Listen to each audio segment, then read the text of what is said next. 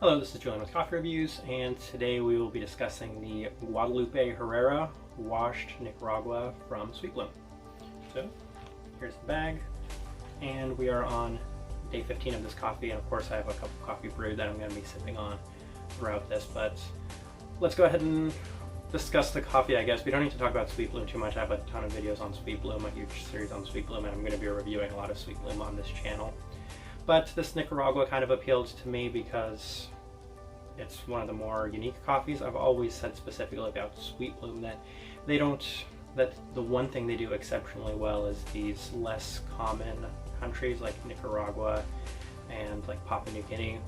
Sweet Bloom really excels at those, and I bought this along with a couple of Mexicos that are all going to be featured in my blind taste test video. But let's go dive straight into this and discuss this coffee. So from day 5, it started off as a very sweet coffee. And Sweet Bloom, usually, they get better the more they age, but I was kind of surprised at how sweet this coffee started out. And very sugary, caramelized pecan is what I was getting from that day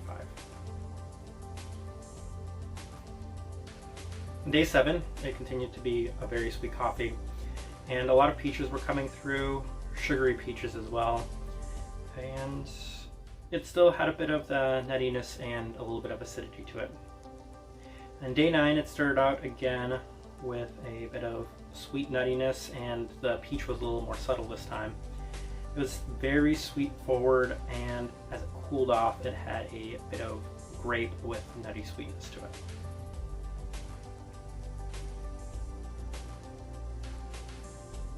And day 11, which is when I made my tasting wheel, was the highlight day.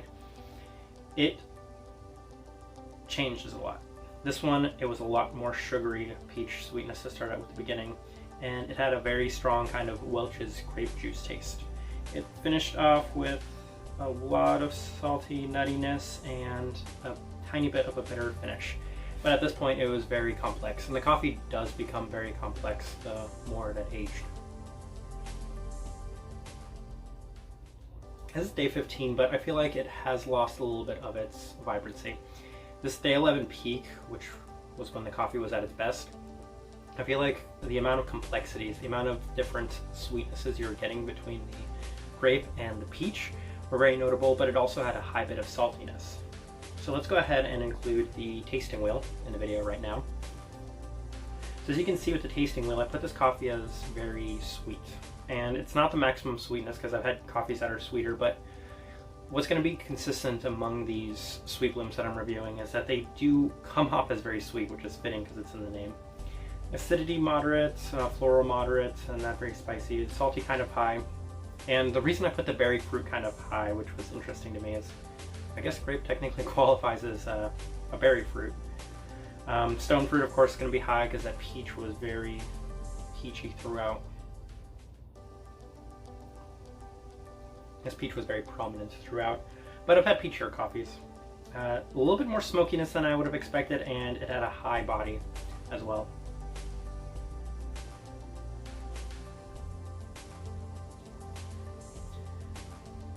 I don't think that there were too many lowlights of this coffee. I feel like I usually like to suggest who would be interested in this coffee. And it's kind of a more interesting clientele, I feel like, that might enjoy this Nicaragua. So it is a washed Central American, and you kind of have an expectation for those to be a lot more nutty, chocolatey.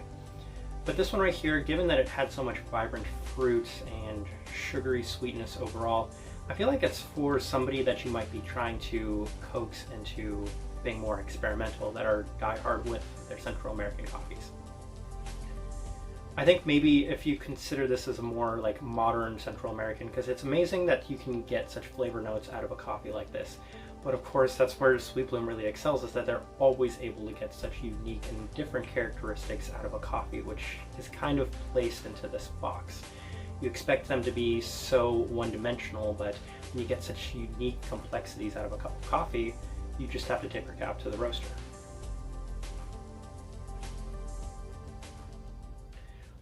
So of course I'm going to note, and I'm going to compliment actually, as I took that sip, I was getting a lot more grape as well again.